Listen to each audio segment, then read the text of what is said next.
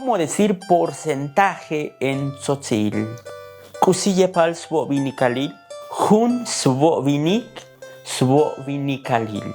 Antes de comenzar con la explicación de los porcentajes en tzotzil, debo remarcar pues estos datos de cómo decir porcentaje en tzotzil. Los saqué de la norma de la escritura en tzotzil, donde proponen como neologismo cómo decir porcentaje. Pueden buscarlo en Google como norma de la escritura de la lengua tzotzil. Lo que decía hace rato, la de hun svovinikalil es 81%, porque hun svovinik es 81. Entonces, para decir 81% es hun svovinikalil. Svovinikalil es lo que indicaría que estamos hablando de porcentaje.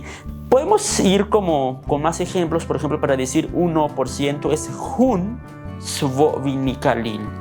Hun svovinikalil.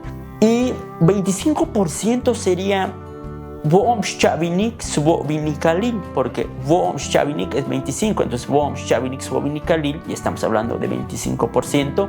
Y 50% sería Lahune Yoshvinik svovinikalil. 50%. Lahune Yoshvinik svovinikalil.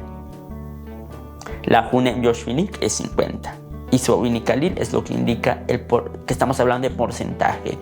Y 75%, por ejemplo, sería Volahune Shanvinik svovinikalil. Y 100% sería Vovinik svovinikalil. 100%. Vovinik svovinikalil.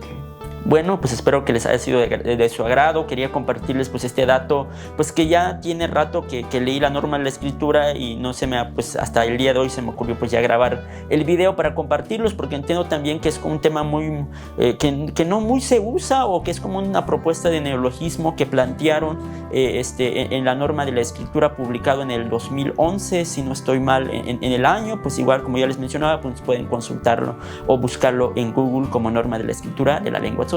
Y bueno, pues aquí dejamos el presente video en esta ocasión y nos vemos en un próximo video. Teik obon batik ich ames patobilabonik.